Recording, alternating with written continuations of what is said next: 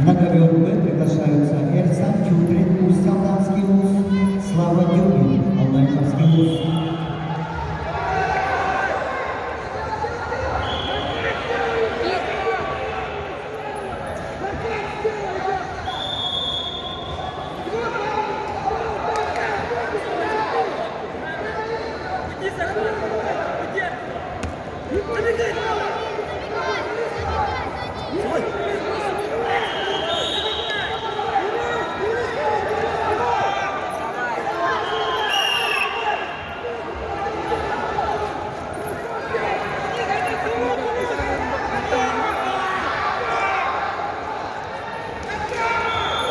На ковер Б приглашается Эрсан Чудрин, Усть-Алдамский вуз.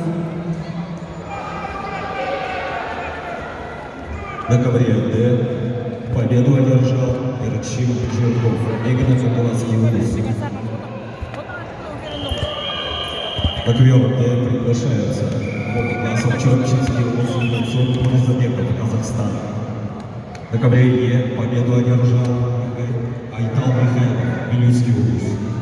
На ковер Е приглашаются Артам Константинов, Горный вуз, Владимир Скрябин, Меганационалский вуз.